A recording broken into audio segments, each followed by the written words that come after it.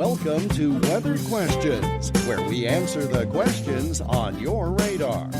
Well, welcome back into Weathered Questions this week. We're so glad you found us again.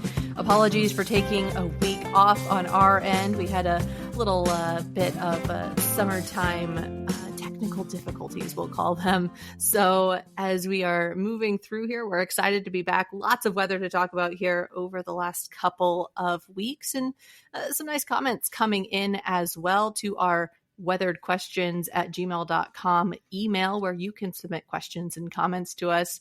If you remember back in episode 1.5, we talked a little bit about weather movies and stuff. So we've got some comments about that, and also a couple new questions to address as well. Kai, how has your time so far this July been? It's been very good. Had a family trip in there too, up to the Great Lakes. So we enjoyed our time there, and took the girls parasailing for the very first time. Ooh.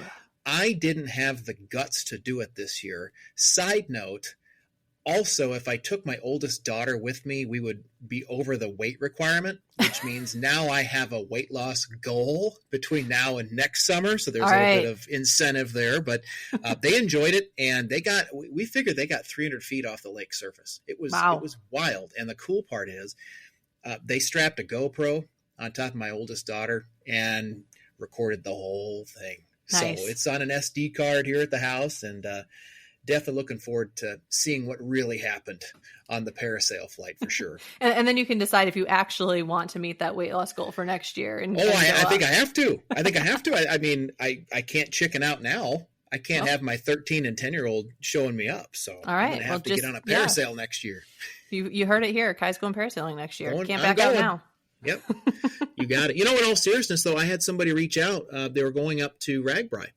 Oh, yeah. Big bike ride across the state of Iowa, and said, "Hey, are you going to be dropping a new podcast?" And that was during the time that we had our internet issues. And I was just glad to hear that. It means, people want to talk about the weather and hear about the weather, which is exactly why we're here. Whatever is on your mind and whatever your feelings are on weather, we just try and answer those questions in a very, very easy to understand manner that just makes practical sense in the world. So thanks to those folks that have been reaching out, wondering where we were last week. And it's life. Life happens. Yeah, absolutely. So there you go. It does. And if you are listening to us on Ragbri, well, happy cycling. Hopefully it's not too warm. We know it is, though. It's Stay hydrated.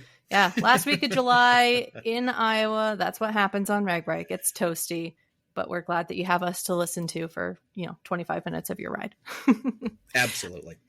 Well, we did hear from Derek last week. He mentioned on episode 1.5 how we talked about those weather movies. And his first note was Sharknado. Can't believe you missed it. Which, hey, good point, Derek. Sorry that we didn't include that one. I, in all honesty, have not seen Sharknado because I've heard how not accurate it is. I have not seen it either. I have not seen it either, but continue your thought, Jan. I interjected there. No, you're fine. I don't think it's supposed to be accurate, but it's for fun, but I have not gotten time to see that one. He also mentions the movie 2012 is one of his favorites that he's watched many times, and goes into a lot of different weather phenomena and science happening. So there's another one that I'm going to have to add to my watch list here. So thanks for that suggestion, Derek. Well, and for me, I just have a hard time. I'll freely admit I'm not a big movie person in general. I'm just not. We really kind of got onto the topic after Brian asked the question several weeks ago. The amount of movies I own probably fit on one bookshelf. I just have a hard time sitting for 2 hours. And I don't know if it's just life being busy or what's going on, but I have a hard time relaxing. And maybe that's a flaw with me. Yeah, I feel like maybe it's a character trait of meteorologist or something, because I'm the same way. My husband hates it. He always tells me, you need to just sit and relax. And I'm like, I can't. I've got things to do. We don't know how to relax in the weather business, probably because weather never stops. But what's interesting, as you mentioned, Derek says, don't sleep on it. Put it on your watch list if you've not seen it yet. So maybe there will be a quiet night when, the chores don't somehow reproduce themselves, which always seems to happen when everything's all set to go. All of a sudden, it's like, I swear I emptied that dishwasher and now it's full again. I don't know what happened. Yep. So just keeps happening. It's tough. Well, we'll put it on your rainy day playlist for watching movies. But thanks for that, Derek. If you have any questions or feedback that you want to share, you can always do that. weatheredquestions@gmail.com. Another question came in this week as well. Kai, you want to read that? Sure. Yeah. This came in from Mike from the band The Pork Tornadoes. And this was sent on behalf of the entire band, actually. If you're not familiar with the Pork Tornadoes, they perform all across Iowa. Really great band. Do lots of cover songs and really affordable to go see them. And it's a very fun concert, too. Yep, and great band. Mike and I communicate back and forth routinely when it comes down to weather conditions. We just actually did that here this week with some ragbri stuff going on. And we've had these pop-up storms, this week too, where we've had, big downpours here and there, which we'll get to a little bit later on in the program. But let me read to you his question. First of all, big fan of the podcast. Being a band that performs outdoors all over the Midwest during the summer months, you can imagine how tuned into the weather forecast we are, especially with so much expensive musical equipment at risk. I agree. I always assumed that when the forecast said 50% chance of rain, that it meant there was a 50% chance that it would rain. But recently I was told it actually meant something different. Can you clarify? Thanks, Mike. All right, Mike. So great question. We dove into this a little bit on episode 1.4. So if you want the really long answer, you can go back and listen there. But, asking, right, does a 50% chance of rain mean that it's going to rain 50% of the time? Is it going to rain 50% of the area? What does that mean? It's a little bit of all of it, right? And that's exactly what we kind of dive into there on episode 1.4. But the really scientific-y answer for it is if you had all those same conditions 10 times, 5 times, or half the time, you're going to get rain. The other 5, you're not. So that 50% is a true statistic. There is an actual probability to it. That's why that number exists. So yeah, some people get it confused between, is it area? Is it amount of the day? Is it, 50% of the time? And again, in the truest sense of that scientific example we just gave, it would be 50% of the time, or 50% of those chances of those times that you would get that it would rain. So that's the short and sweet, but again, there's a lot more that we dive into there on episode 1.4 if you want a little more detail, because that was a really quick way to answer it. Yep. And just a really good example of that, Mike, we just discussed this week, actually, conditions up near Esterville, Iowa, northwest Iowa. If there was a 50-50 chance of rain, and that was the point forecast is what it's called from, let's just say the National Weather Service as an example, and they had a chance of rain 50% after 1 p.m.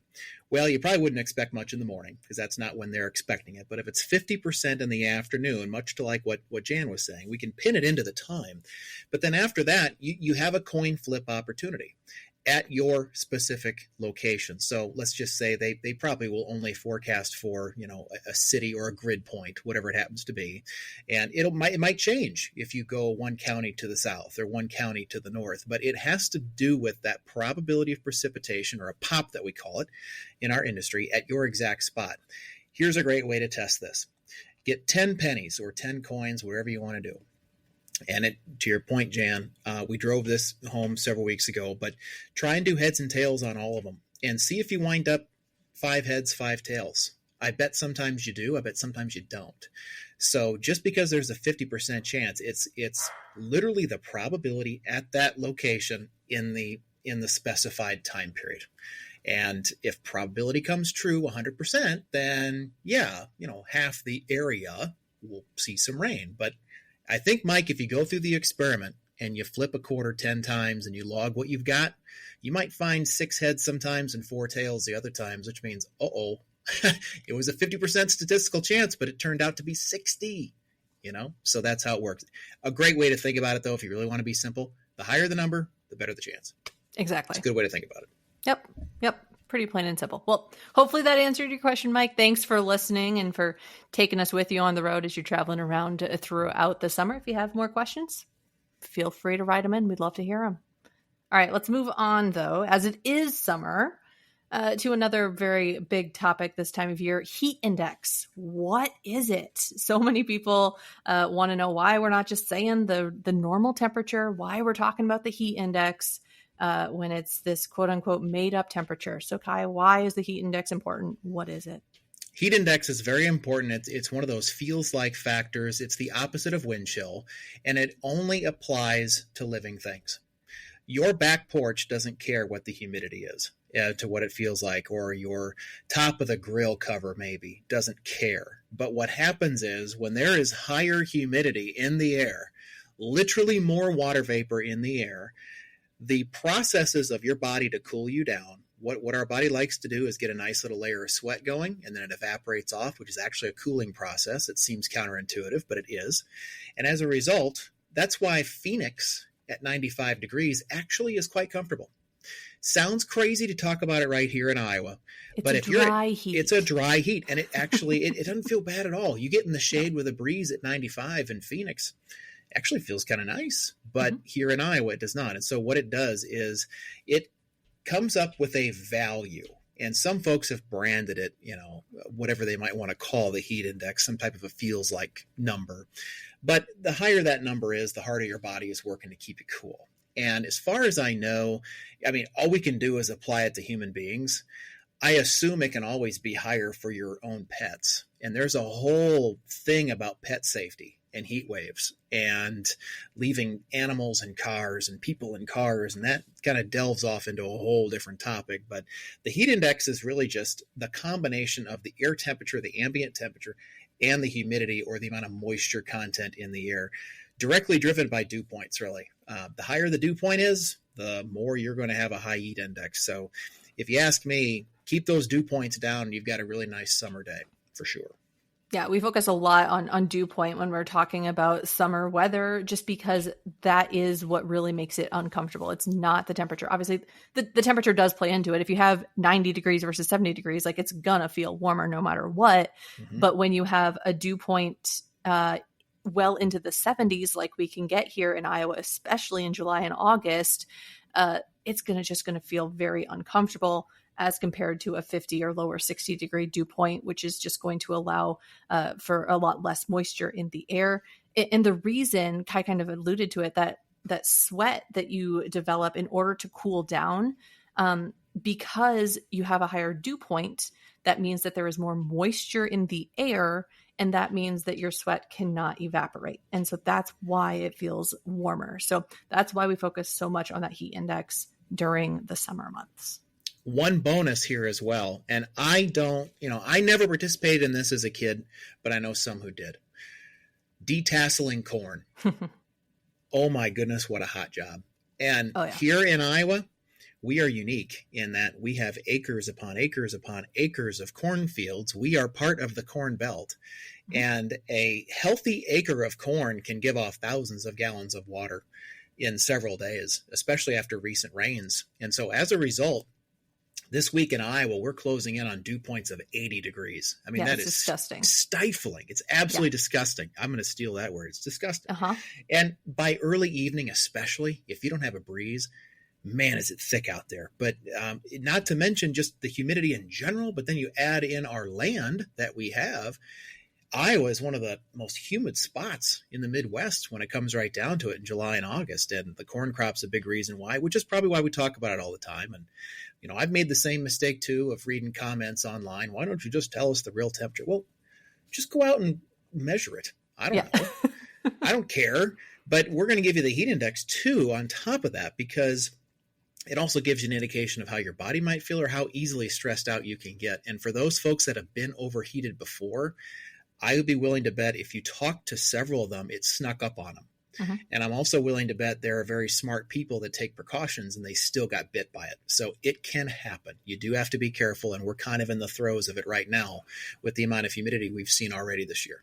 Yep, absolutely. My favorite term this time of year, not my favorite to feel, but my favorite to say, it's air you can wear. Because that's precisely what it is. It is just that humid.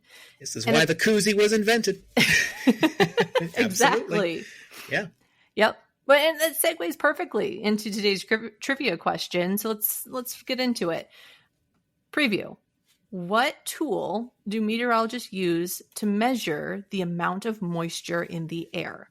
Your answer options, we'll give you a second to think about it here after, but your answer options are going to be thermometer, barometer, hygrometer, or anemometer. So what tool do meteorologists use to measure the amount of moisture in the air?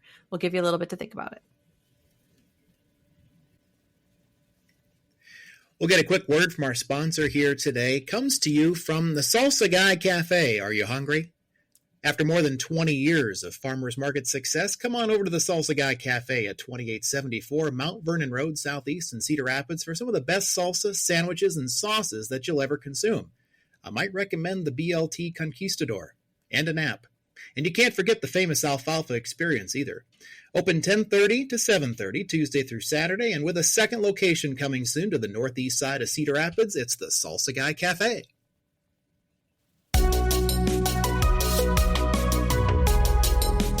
Today's trivia question. Alrighty, welcome back. We'll check out that trivia question again. We're talking about summertime weather, heat and humidity. So what tool do we as meteorologists use to measure the amount of moisture in the air? Your answer options are A, thermometer, B, barometer, C, hygrometer, or D, anemometer. And the answer is C, hygrometer. So maybe you've heard of the other ones, maybe you haven't. That's probably one you haven't necessarily heard as much, but hygrometer is what we use to measure the amount of humidity in the air, which gives us our dew point, our relative humidity, lots of other things that we can kind of derive from the measurement from a hygrometer.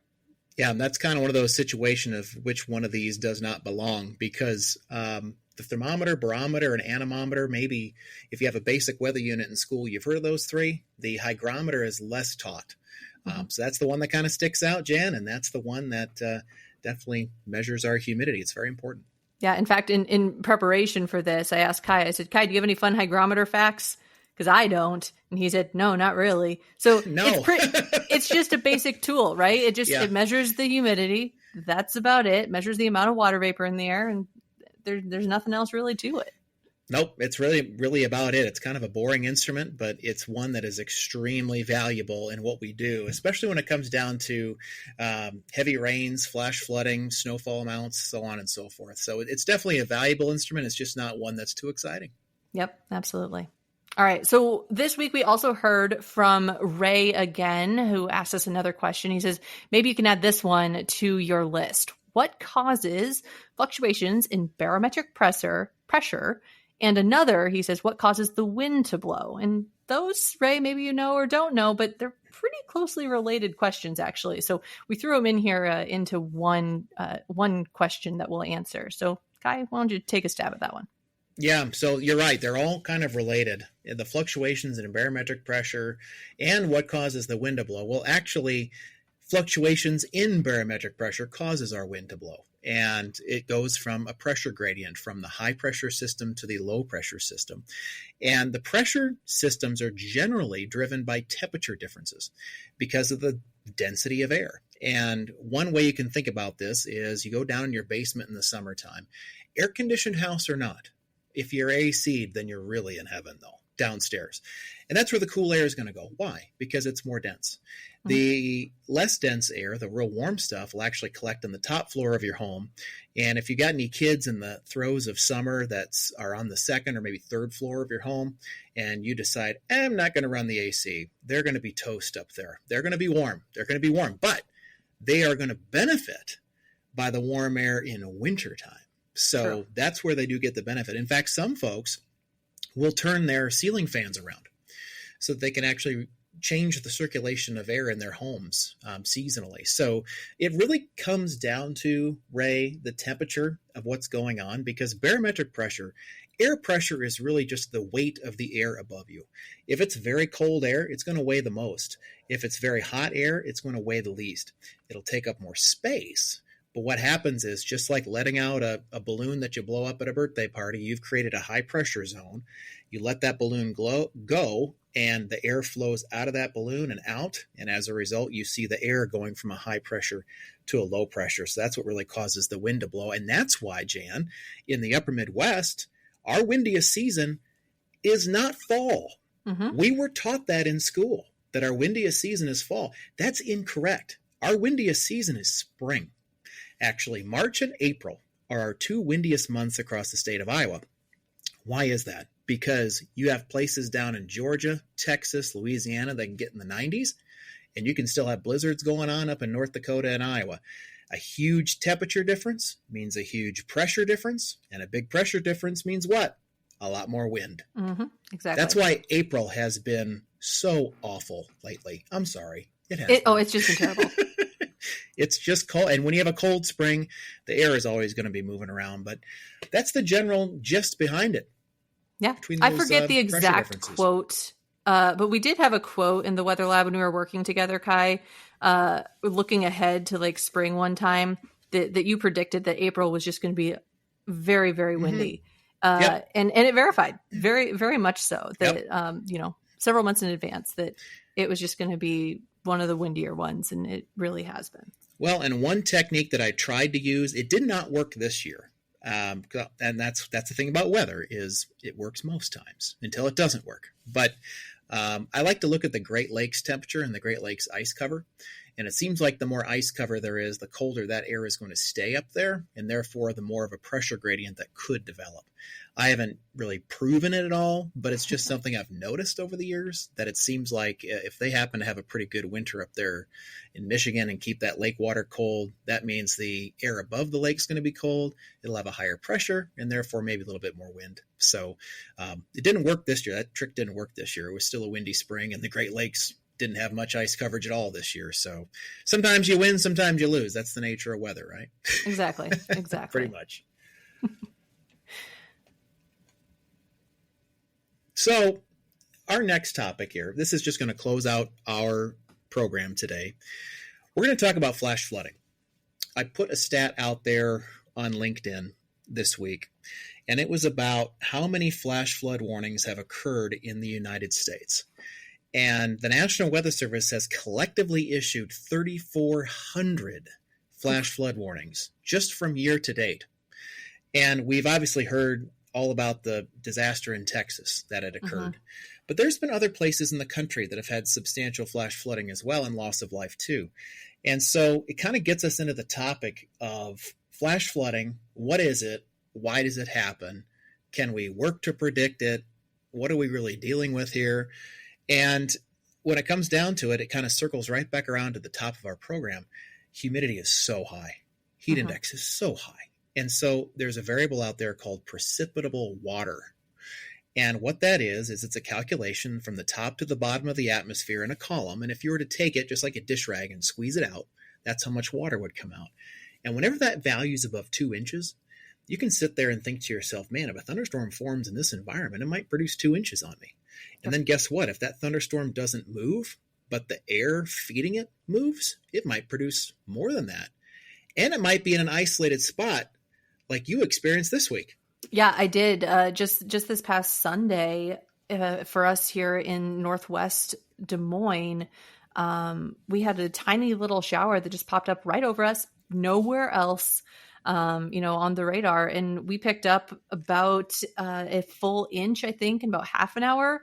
And that's after the night before where we picked up 3 3/4 inches in probably less than 2 hours, about an hour and a half. So about just shy of 5 inches of rain in two tiny little storms, a total of probably 2 hours that it was raining, but less than 18 hours apart. So a lot of flash flooding in the area. That's where you get that urban flooding where your roadways, are flooded over. The storm drains can't take any more. The soil can't absorb it because it's already saturated.